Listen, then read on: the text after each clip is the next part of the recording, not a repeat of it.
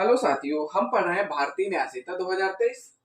आज हम पढ़ेंगे बीएनएस यानी भारतीय न्याय संहिता 2023 की धारा 110 जो कि आईपीसी की धारा 308 के समरूप है। यानी जो पुराना कानून था भारतीय दंड संहिता का, उसमें जो धारा 308 में वर्णित थी, अब वही धारा बीएनएस की धारा 110 में वर्णित है। आपराधिक मानववध करने का प्रयत्न। इसके पहले साथियों हमने आपको बताया था आपराधिक मानववध जो कि हत्या की श्रेणी में नहीं आता है। आपराधिक मानववध में भी किसी एक मनुष्य की मृत्यु हुई होती है, लेकिन वह हत्या नहीं होता है। हत्या इसलिए नहीं होता क्योंकि वो हत्या करने के आशय से मर्डर नहीं किया जाता है कि सामने वाले के ऊपर हमला इसलिए किया जा रहा है कि उसकी हत्या कर दी, इंटेंशन उसका मर्डर करने का नहीं रहता है। तो जहां पर वो 5 कंटेंट जो हमने आपको बताए हैं, वो कंटेंट यहां पर फॉलो होते हैं आपराधिक मानववध के लिए। तो जिन साथियों ने हमारा पुराना वीडियो धारा 105 का नहीं देखा है बीएनएस का, वो जरूर देख लें, क्योंकि हमने उसमें दोनों चीजें बताई हुई हैं कि हत्या कब होगी और मानववध कब होगा।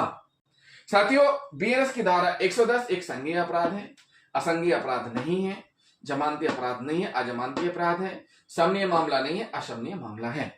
साथियों, संज्ञेय अपराध ऐसे अपराध होते हैं जिनमें कि पुलिस को जैसे ही सूचना प्राप्त होती है संज्ञेय अपराध की, पुलिस तत्काल एफआईआर रजिस्टर करती है और इन्वेस्टिगेशन करती है, साथ ही साथ बिना वारंट के गिरफ्तारी भी कर सकती है।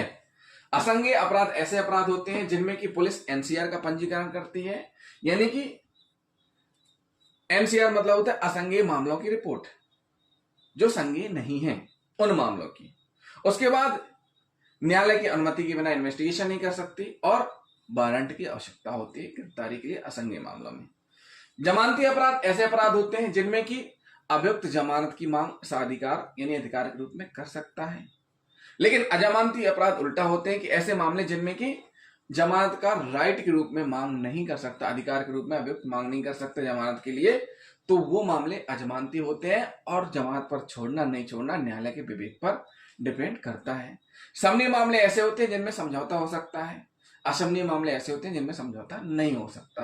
तो बीएनएस की धारा 110 एक संज्ञेय अपराध है, इसमें एफआईआर दर्ज की जाएगी और इन्वेस्टिगेशन होगा। इन्वेस्टिगेशन के दौरान चार्जशीट को कोर्ट में पुटअप किया जाएगा। जब चार्जशीट कोर्ट में पुटअप की जाएगी, उसके बाद सुनवाई होगी। सुनवाई कहां होगी? सेशन न्यायालय में सुनवाई होगी। कहां होगी? सेशन न्यायालय में सुनवाई होगी। चालान अवधि 90 दिन है।